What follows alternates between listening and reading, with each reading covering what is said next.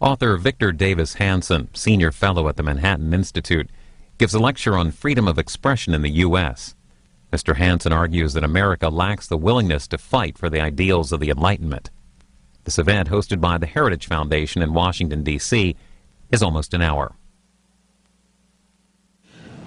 Security and freedom are symbiotic. You cannot have personal freedom unless the state can guarantee the individual freedom from fear or security. And of course, you can't have security, really, unless you have free citizens that take it upon themselves to guarantee peace in the streets, so to speak. And this has been a very tenuous relationship.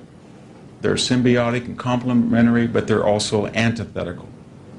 That being said, it seems to me if we look at 2,500 years of civilization, Western liberal societies have erred a little bit more on the side of freedom than security. The idea was there was the trust in the individual that in extremis and times of crisis they would rally and draw on the collective ingenuity, autonomy, flexibility of a free citizen in the 11th hour. And that theme seems to be with us from the very beginning. And let me just read to you a famous passage in the second book of Thucydides' history. And what Thucydides tells us, at least, or makes words come out of the mouth of Pericles, who addressed this very issue, the supposed antithesis between security and freedom, and the Athenian model versus the unnamed, but we should assume Spartan antithesis. He says to an assembly of the Athenians in the second year of the Peloponnesian War, "We throw open our city to the world, and never by alien acts exclude foreigners from any opportunity of learning or observing. Although the eyes of an enemy may occasionally profit by our liberality, trusting less in system and policy than to the native spirit of our citizens, while in education where our rivals from their very cradles by a painful discipline seek after manliness, at Athens, in contrast, we live exactly as we please, and yet are just as ready to encounter every legitimate danger." And we can very easily think of examples of both extremes. You could make the argument that 4th century Athens in the world of Demosthenes had erred on the side of liberality, in which freedom had become licensed, so much so that in 338 the Athenians could not stop 30,000 people who threatened the security and autonomy of the city-state coming from the north in a way that their great-grandfathers had easily done with 250,000 Persians. We think of all the problems inherent in 5th century Rome, and they could not provide security for the individual. We think of imperial Rome in a sense of autocratic, but it wasn't so necessarily at the municipality. In many ways, the Republican sense of freedom of the individual still persisted, and yet the state could not ensure security for the individual, and therefore freedom was lost. Perhaps the locus classicus, of course, is France in 1940, with that great army that had lost 6 million civilian casualties and military casualties, but more importantly, that great army had fought so well at Verdun, enshrining Marshal Pétain's famous phrase, or perhaps it was from General Nivelle, "They shall not pass," collapsed in 6 weeks in 1940, which was a product, I think most of us would come to agree, of an ideology that took place and flourished in the 1930s, where politicians such as Mr. Briand or authors like Anatole France had demonized the very name of Verdun, as if World War I had been a terrible accident or miscommunication. In any case, the liberality of which we always associated with French humanism was lost because the state could not provide security. By the same token, we can err in the opposite degree and think of governments in the West that in their zealousness for security or in their duplicity of using security as a means of state coercion erred in the opposite direction. It was Alexander the Great who claimed that he was a champion of the Greek city-state even as he ruined it and denied freedom of the individual.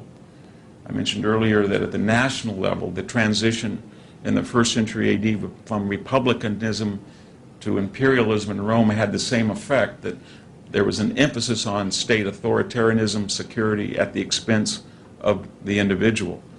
We and ourselves have had some experience with this. As liberal as we have been in the Civil War, we have suspended the rights of habeas corpus, not just by Abraham Lincoln, but even in the war's aftermath to suppress the Ku Klux Klan. In some ways, the government of Woodrow Wilson in 1917 and 1918 was more antithetical to individual freedom than anything we saw, even with the Japanese internment in World War II, or military tribunals that executed German saboteurs without transparency and without really information about the proceedings given to the public.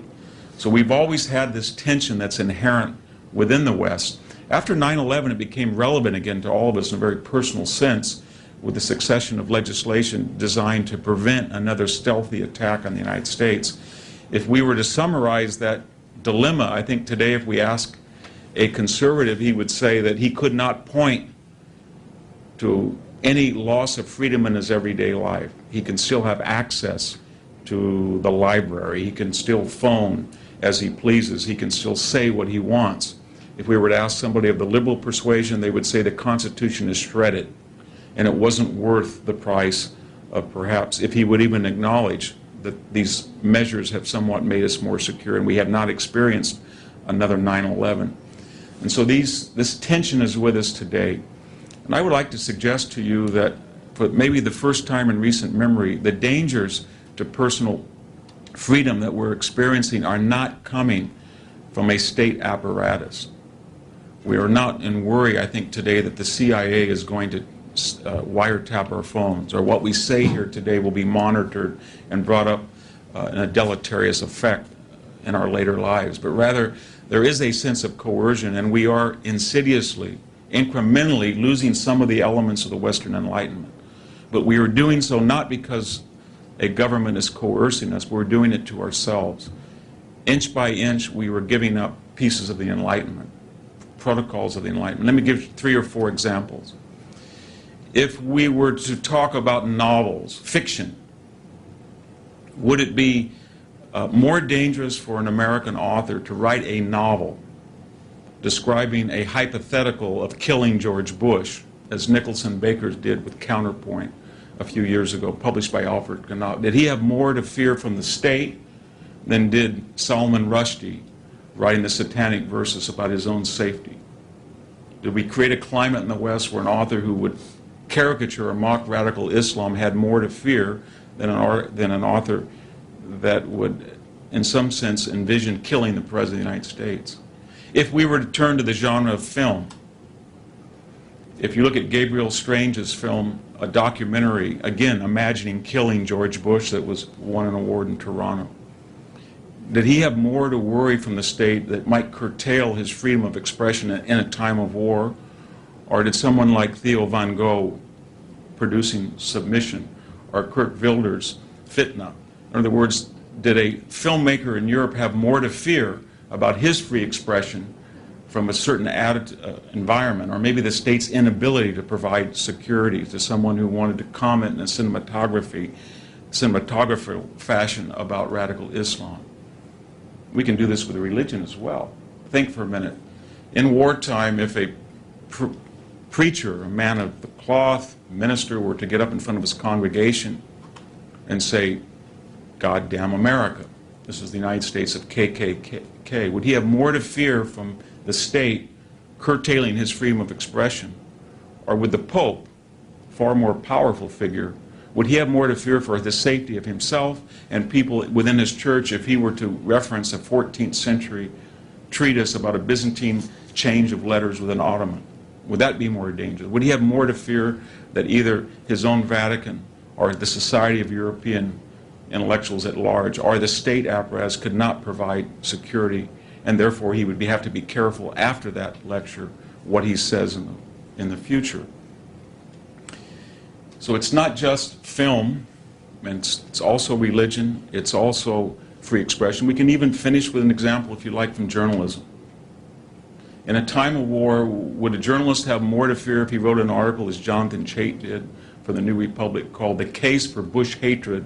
The first sentence of the essay said, "I hate George Bush." Or would a cartoonist in Denmark have more to fear? And I say this after coming into Europe last night and reading in the European newspapers about an attack on the Danish embassy yesterday in Istanbul in which 6 people, I think, were killed? Or would a journalist have more to fear by publishing a cartoon? So what is going on in the West as we see today? Whom to fear, to rephrase that old biblical phrase? And I think the answer is that right now, at this time, there is a collective mood in the West that is self-censoring, is not self-reflective, and has had a deleterious effect on free expression. And while we have a history of state coercion of the individual, the problem right now is not in the stars, so to speak. It's within ourselves. And we have to ask, why is this happening? I'd like to cite 3 or 4 different ideologies. We could call them, for just the sake of conversation this morning, postmodern ideologies that have had, I think, a corrosive effect on the freedom of expression of the individual. The first, of course, is multiculturalism. This is the confusion between the equality of various cultures versus a multiracial society within the auspices of Western constitutional government. We are a multiracial society that largely abides by the protocols of Western culture, society, and civilization. We confuse that by suggesting that we're simply a menu of equal cultures, which we're not. But that's a popular philosophy and ideology that I think its proponent could best be summarized that no culture could be any worse than the West. It's driven by the engine that the West seems to be more prosperous than the non-West. At least we don't know how long that'll prevail, but at least in the last 200 and 300 years that's been absolutely true.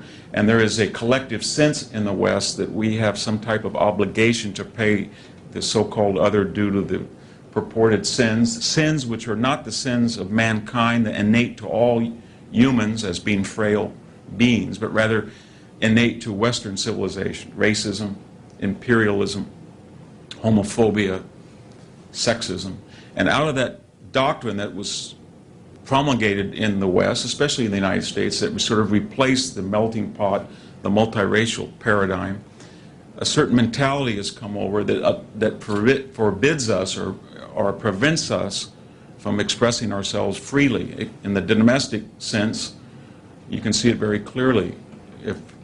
I never thought in my lifetime that I would see an African-American minister address the NAACP and in very careful language outline a theory that suggested that all of us, black and white, have different genetic abilities to process information predicated on race, and give that lecture to the silence of presidential candidates, but to the standing applause of the audience, without any note of recrimination from any national observer.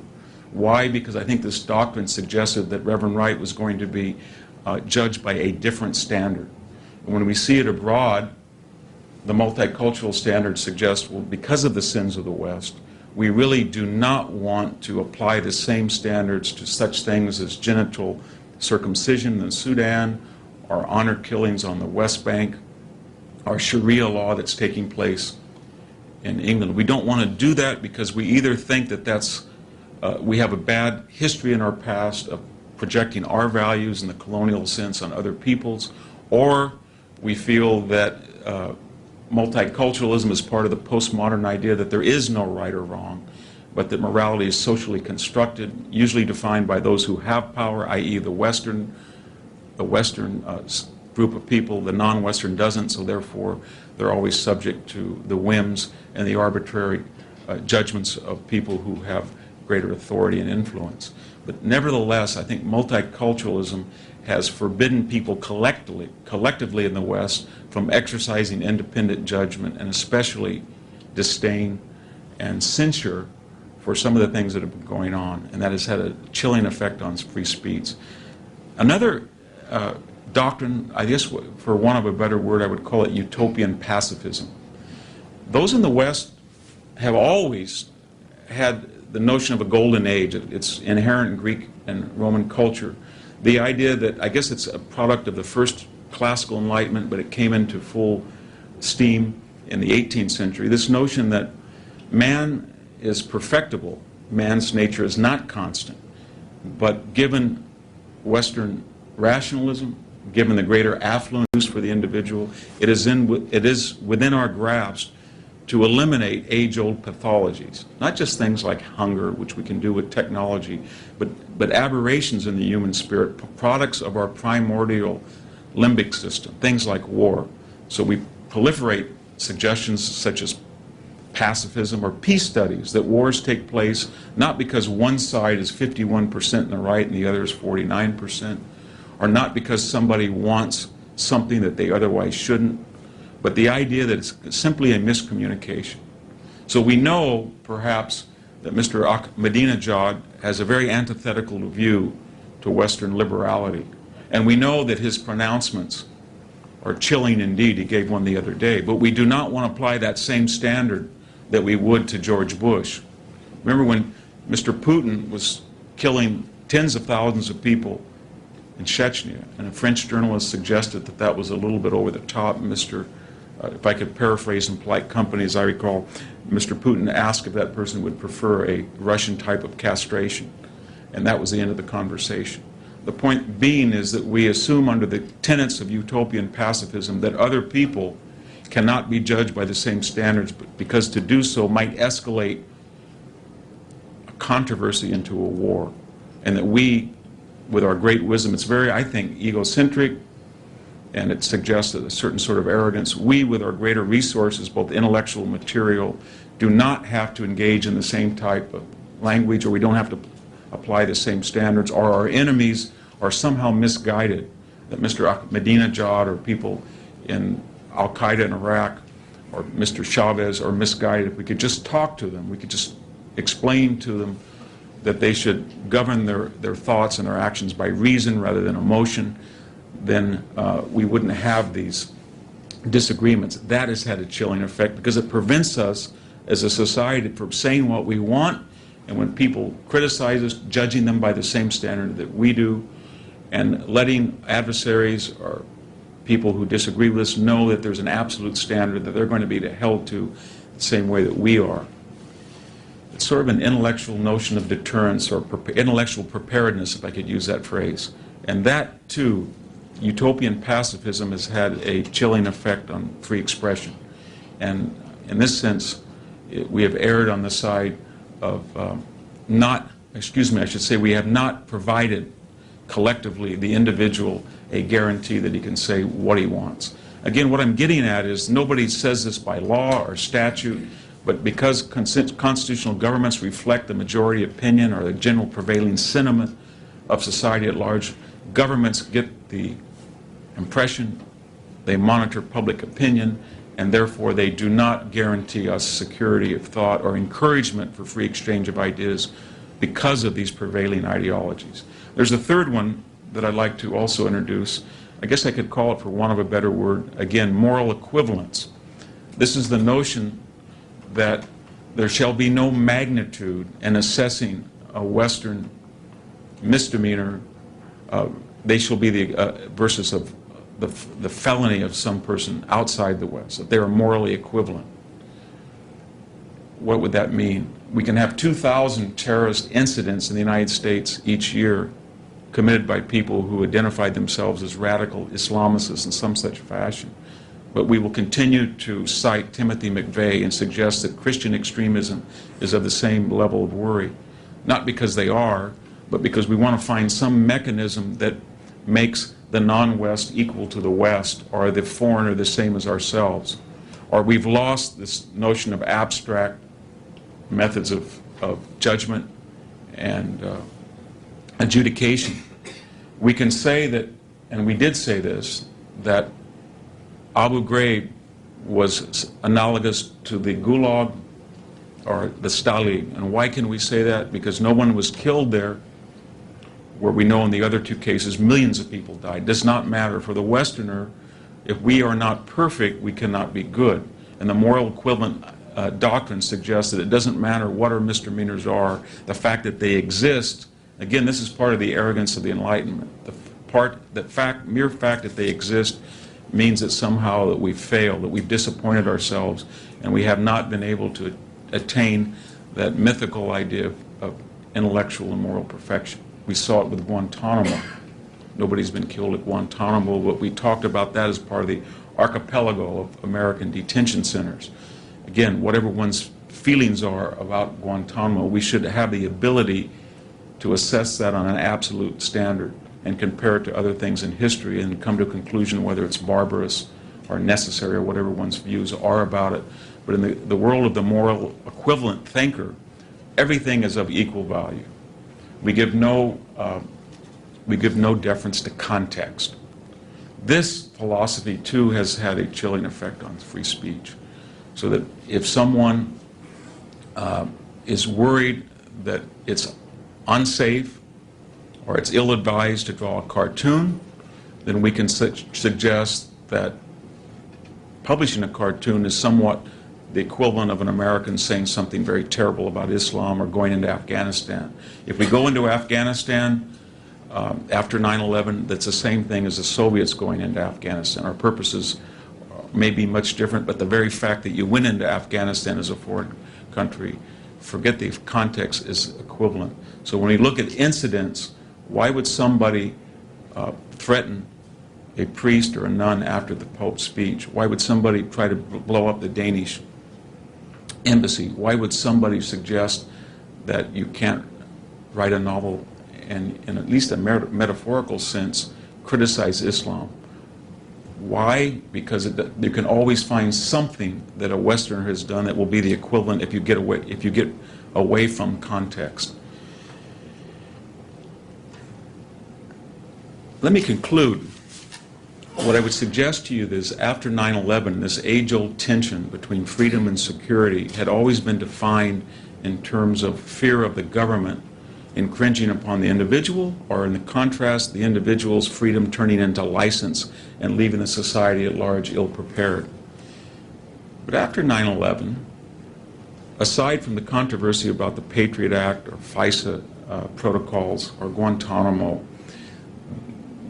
I think the disagreement, age-old as it was, metamorphosized into a new realm, and that was the individual himself and society in a collective sense itself put voluntary restraints on free expression. And this sent a message to liberal governments that they were not to err on the sides of protecting individual freedom and methods of expression, especially in places such as England or Holland, but rather for a variety of reasons that had predisposed society. They just simply were not morally or intellectually equipped any longer to do what they'd done in the past.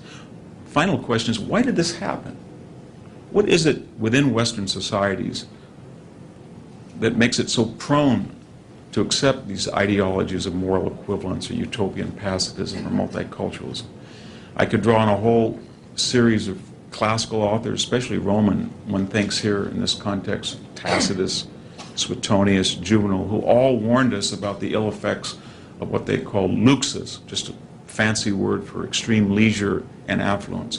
The more the individual is wealthy, the more leisured he is, the harder it is for him to appreciate what was bequeathed to him by somebody else.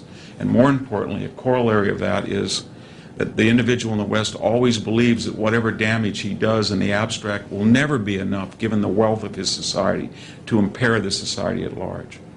So you can berate a cartoonist, you can criticize the Pope in print, you can excuse someone from threatening Salman Rushdie, you can suggest that Reverend Wright was just talking like this, and all of these incremental damages won't really matter because we're of such wealth and power and influence and stability that we never think that we could endanger the very fabric of our society, forgetting that history tells us that these changes are incrementally, and decline doesn't come suddenly in one fell sweep, but it's incremental and gradual over generations.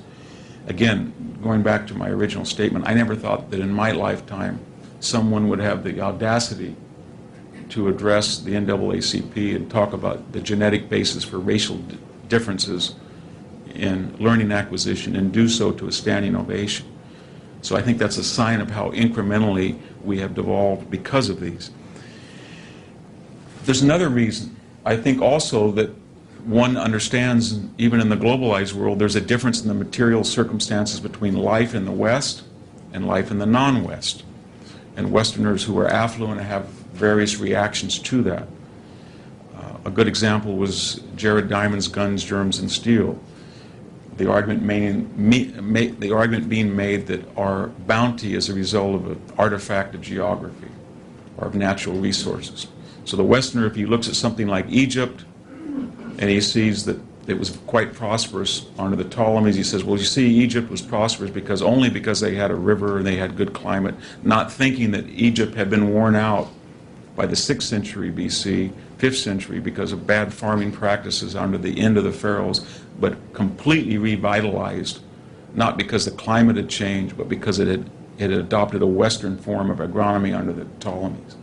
We could say the same thing in constant areas where the geography is similar, the climate is similar, but there's vastly different levels in the standard of living, predicated on the degree to which a society, I guess, we could say, became Western or not.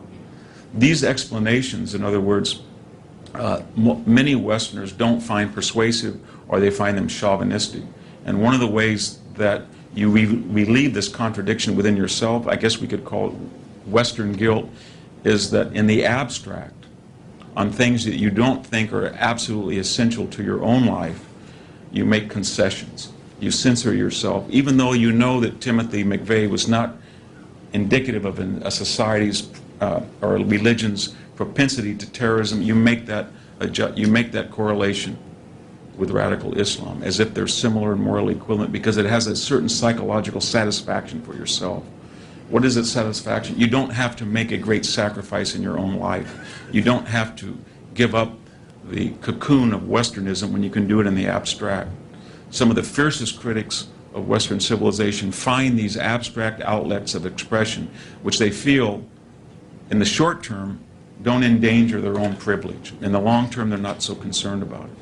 After all, take the fiercest critic of Western civilization and ask when abroad would they would rather be operated in Libya or be operated in New York? Or would they rather, if they were an atheist, would they say God is dead in Saudi Arabia or downtown Tehran, or would they do it in Washington? If they want to take their girlfriend to the beach, would she be better off having a string bikini in Los Angeles or in Tehran? We could go through these comparisons in the real world that everybody understands and they assume as a given, but they will not defend the difference, or they will not articulate the difference or remind us of the difference in the abstract. That too has been a precursor for these ideologies, which in turn have tended to make the Western individual censor his own modes of thought in a way that we haven't quite seen before. And we are starting to lose this precious symbiosis, I think, between security and freedom. Finally, let me finish by saying that there's always been a zeal within Western man for the romance of radical egalitarianism, a quality imposed on by result rather than a quality of opportunity. And yet we have seen the collapse in our own lifetime of communism, even of Marxism, and to some degree of socialism in Europe, as people are rethinking equality mandated by results. And one of the things that these ideologies do for the individual, they, in absence of a formal state apparatus that formally identifies itself as radically egalitarian, a utopian pacifist or somebody who believes in moral equivalence, or the multiculturals, essentially offering a worldview in which within this ideology everybody is going to be equal, there won't be differences, and that the West is essentially the same as the non-West due to some accidents in its past or favorable geography or some pernicious ancestors who stole or took something that was not their own. So it fills that political need as well. Let me just, and I will finish here, what is the ultimate result about this? I think if we were to look back at history, history gives no people a pass.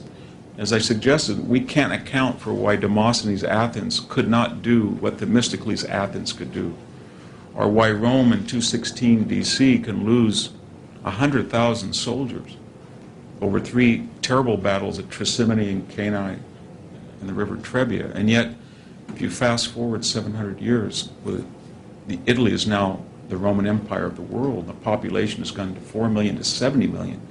It simply cannot keep out people by any military definition, would not pose the threat that Hannibal did to a much smaller Italy before.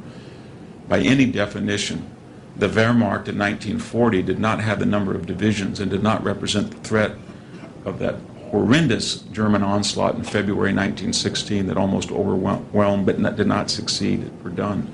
In other words, ideas matter in a society that does not have confidence in its own history, its ancestry, and especially its exceptionalism, and begins to doubt itself and to lose its freedom of expression. I think then that will be followed by a much more concrete reality that history suggests is much more dangerous indeed. Thank you very much. I'd be happy to answer questions.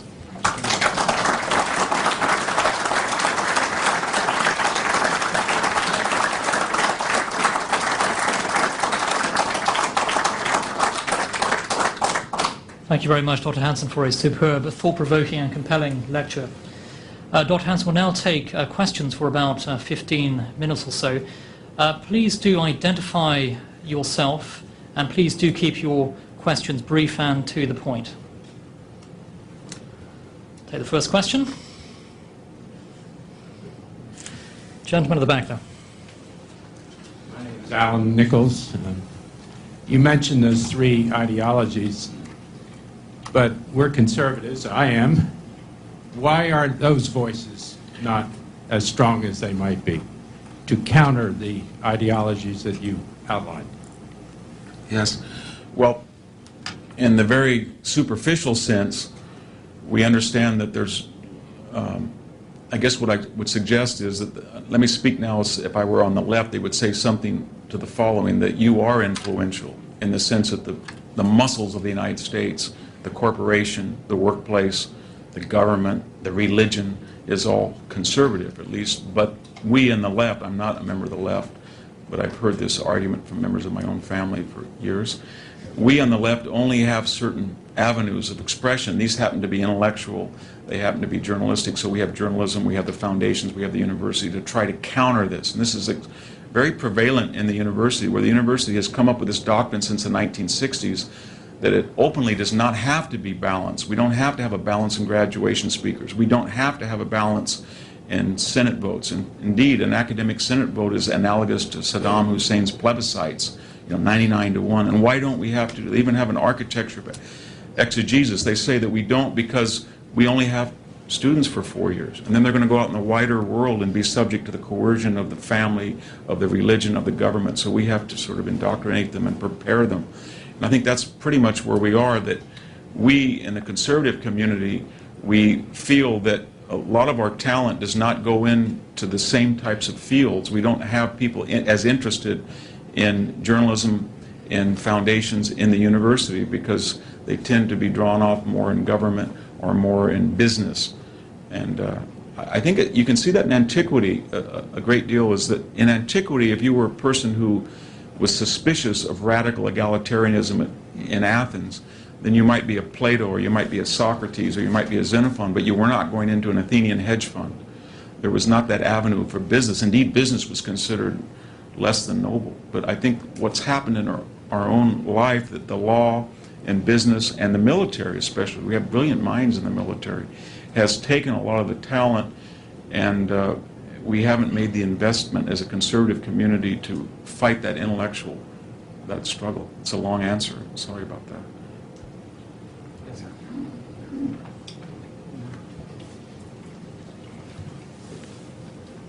I'm Roger Pilon with the Cato Institute.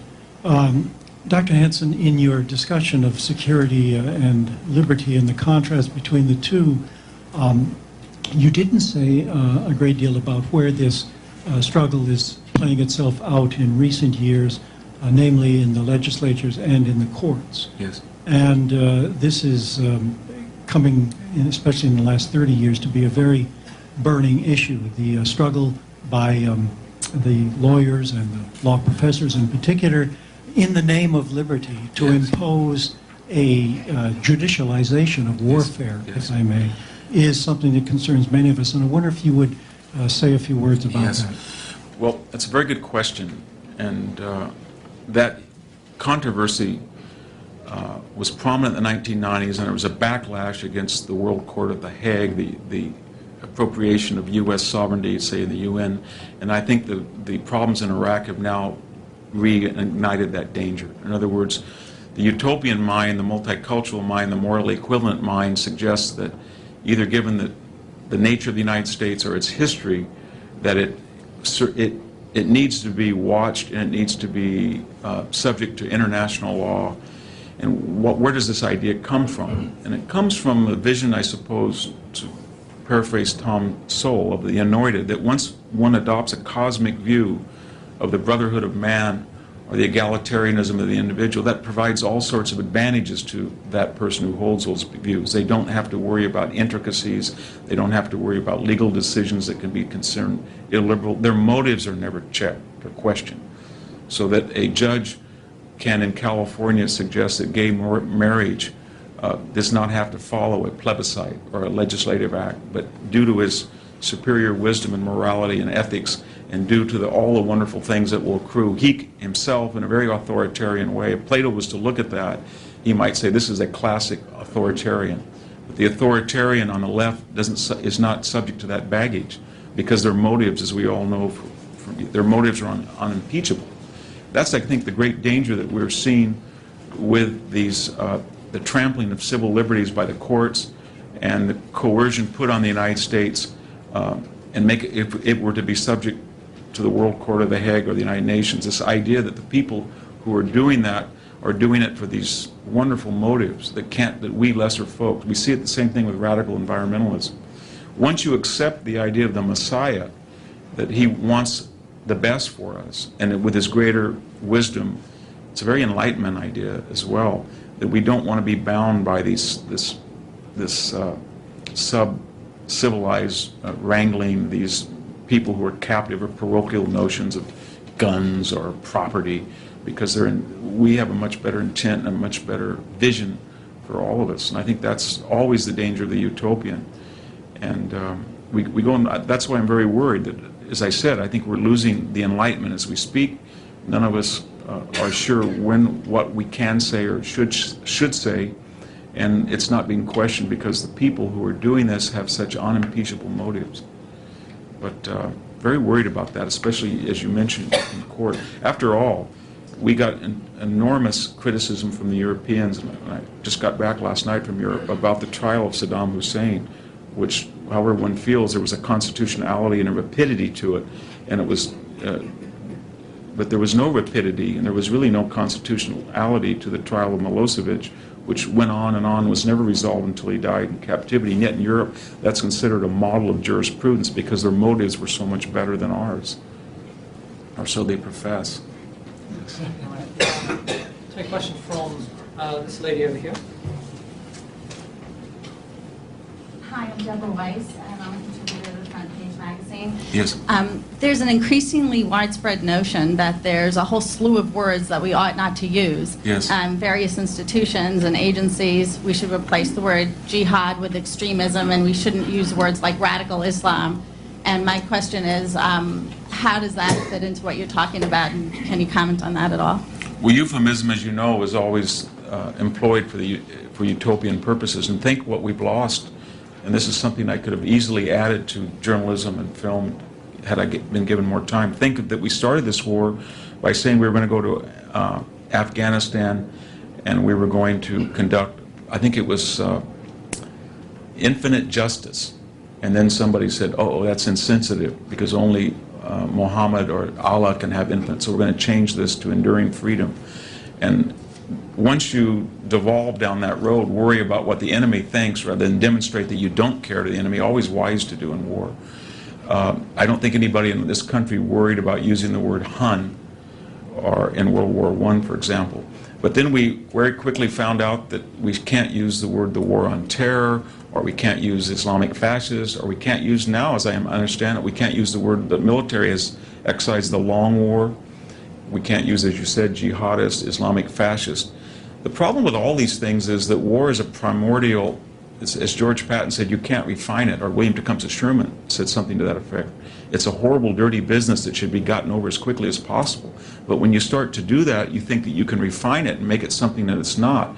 And in war, being a primordial experience, all you do is convey to the enemy that you're sensitive to his needs. And I say there is really an enemy. It's not just simply public opinion within the Arab world.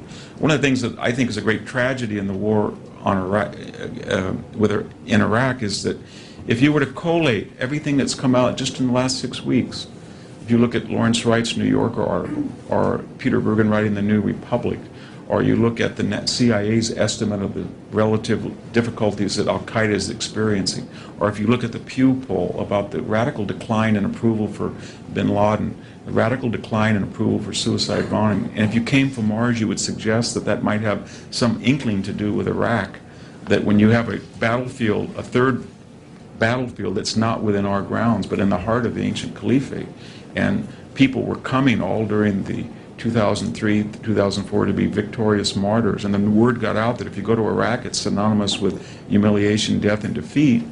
And the United States, before the world stage, showed the Muslim world, indeed the entire world, that it could A, learn how to conduct counterinsurgency, and B, do it in a way that won the hearts and minds, while inhabitants of that very region, shared kindred spirits of the same religion, A, could not win an insurgency, and more important, lost the hearts and minds of its own communities it was trying to sway. And that seemed to me that that would have a very, very powerful effect on the phenomenon that all these writers were describing, and yet no one would dare mention Iraq.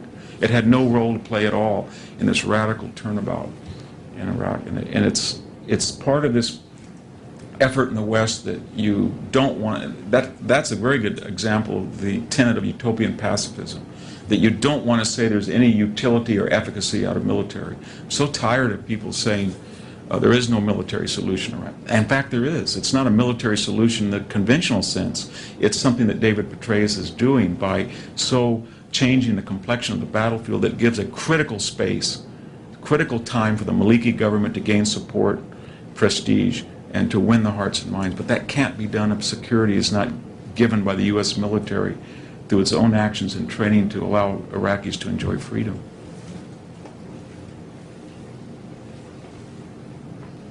A question actually in the back over there. Yes. Hi, Mike Hillier with the Charles G. Koch Foundation. My question to you is, how do you think the Founding Fathers would view the way the balance between security and liberty we have today after 9/11? Would they think that we've gone too far in the direction of security and away from liberty? For instance, Ben Franklin's quote about, if you trade liberty for security, you end up with neither. Just wondering what your thoughts are on that. Yes. Well, I don't know what they would say about the Civil War. I think they would have been very worried about the protocols that the Lincoln administration adopted, and especially those by Andrew Johnson. I think they would have been shocked at some of the things that Woodrow Wilson did, arresting Eugene Debs and pretty much putting him in incommunicado, or statutes against the teaching of German. I think they would have been shocked, perhaps, by what we did in World War II, especially with the internment, especially with military tribunals, may have been shocked. And but I'm not sure that there was anything that we've done since 9/11 that they would be at all surprised about. I keep hearing that the Constitution is shredded, but when one is pressed to find absolute proof of that, or even meager proof of that, it's very hard for the individual. Now, you can make the argument, well, I'm being tapped and I don't know it, and at some future date that will be used against me. But so far, if we talk about the traditional freedoms, the freedom to worship, the freedom to express ourselves openly, the freedom to do almost anything, I think you can see there's almost no worry. I can't think of any time in American history. Remember what the Wilson administration did in World War I? They passed a statute that said it was a felony for anybody to criticize a government official in a time of war that could have a bad effect on the effort. I can't think today, so far have we come, that if you were to say to Woodrow Wilson, we're going to fight a war essentially a century after you're gone, and in the middle of that war, authors are going to write novels about killing the president, filmmakers are going to make movies about killing the president, and nobody cares. I think he might say, well, this is very dangerous. I'm not suggesting when I cited those examples that we need more coercion or we need to chastise Gabriel Strange, the filmmaker, or Jonathan Shea. I think that's wonderful that they have that freedom of expression. But I think to suggest at the same time that they're voices of the oppressed or the coerced is absolutely lunatic. Not at all. I can't think of a society in history where major intellectuals and journalists, even in a caricatured way, advocated hating or killing the president without absolutely no social disdain. There wasn't a statute, which there shouldn't have been, but there was not a lot of criticism of them. Alfred Knopf is probably the most prestigious publisher in New York. They felt perfectly fine with publishing Checkpoint.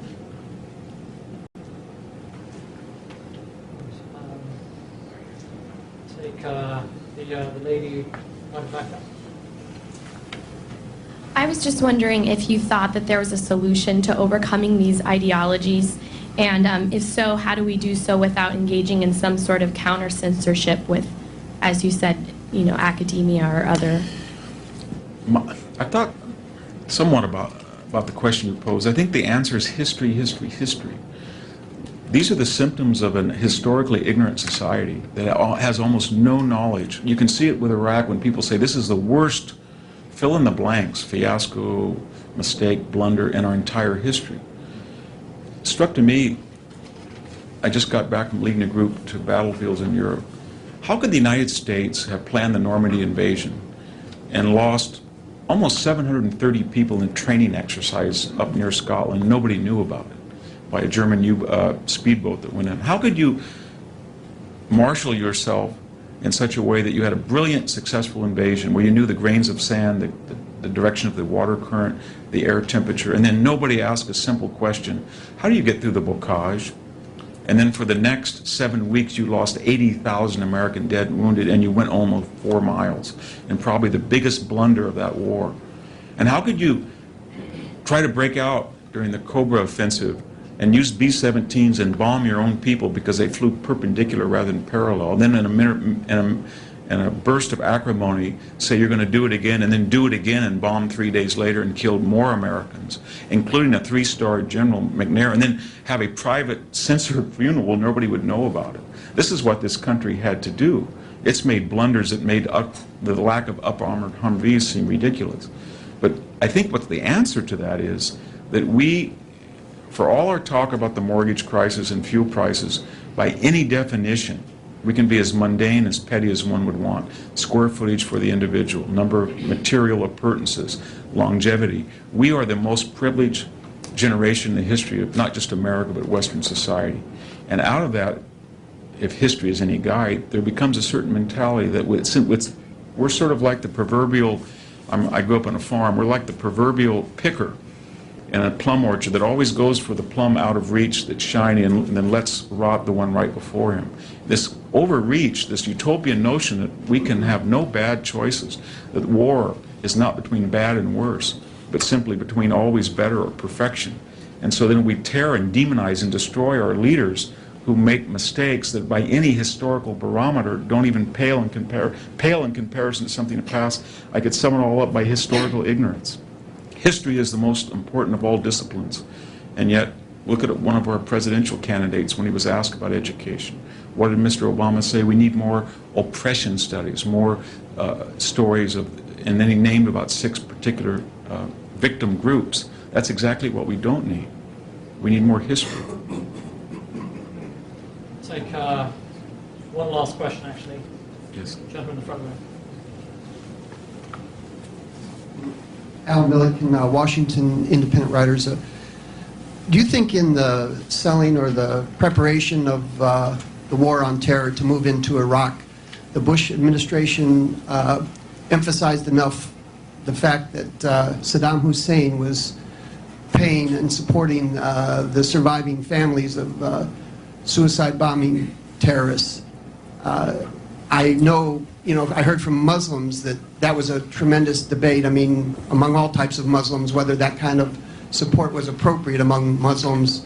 But don't you think that from the United States viewpoint, they should have strongly emphasized that and even perhaps made that the major emphasis for the motivation to go to war? Yes. Not only do I agree with you, but I wrote something in the National Review Corner today, and I used the word, I made that argument ad nauseum, because not long ago I made that argument and somebody wrote me 2 letters ad nauseum, meaning, okay, we heard it already. But the point is that of all the supposed lapses of the Bush administration, every one of them in some sense was a judgment call. When you get into Iraq, should you have more troops or less troops? Remember, the people said that we should have had more people who wrote books about the first Gulf War saying the Pentagon always exaggerates the threat, we put too many in. These were all judgment calls. Disband the Republican Army, you might get chaos, keep it, and you might get Ba'athist entrenched. But there was one lapse, and I think it's what you're alluding to, that was absolutely, clearly a mistake. And that was in the run-up to the war, contrary to popular journalistic opinion now, we didn't rush to war. We had 9 months of discussion. We went to the United Nations. But most importantly, on October 11th and 12th of 2002, the Congress, especially the Senate, but also the House of Representatives, gave the President a gift, so to speak, and gave us, the American people, a gift. They voted for 23 writs of authorizations, I should say, to go to war. One of them, as you said, was the subsidies of $20,000 for suicide bombers that were attacking the Israelis, but another one was the carnage inflicted against the Kurds. There was mention of the Shia. There was the oil for food. There was one of the great speeches, remember, was Harry Reid's when he said, this is academic. They broke the 91 Accords. We're in a de facto state of war. There was the difficulty of the no-fly zones. There was the attempt to kill George Bush. They haven't changed. WMD may have changed and may have been a mistake, but the other 20-something haven't changed.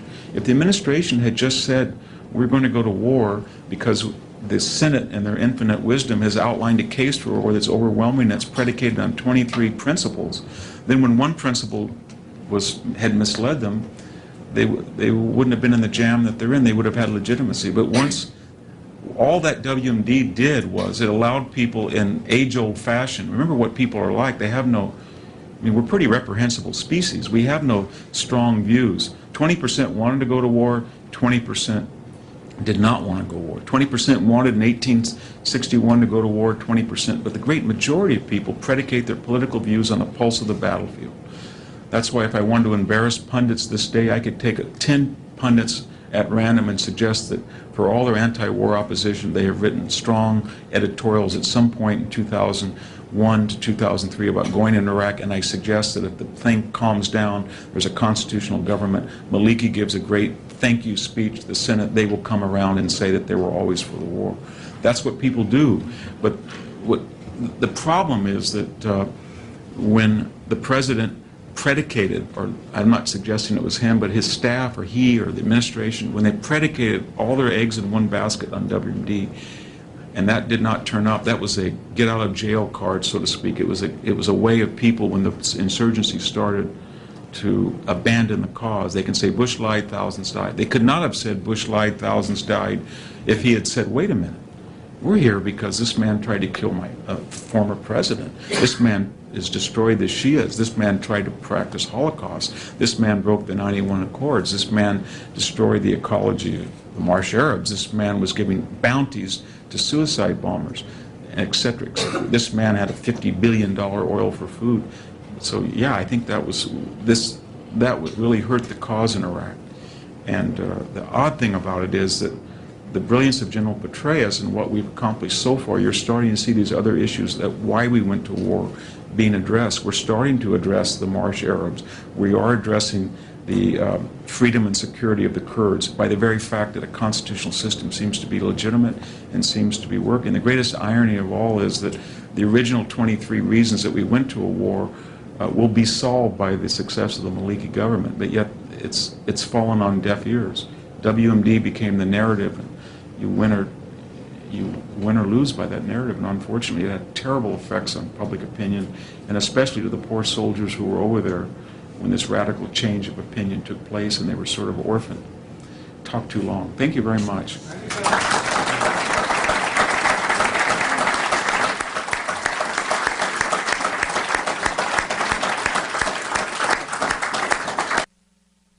Victor Davis Hanson is a senior fellow at the Manhattan Institute and a contributor to National Review magazine.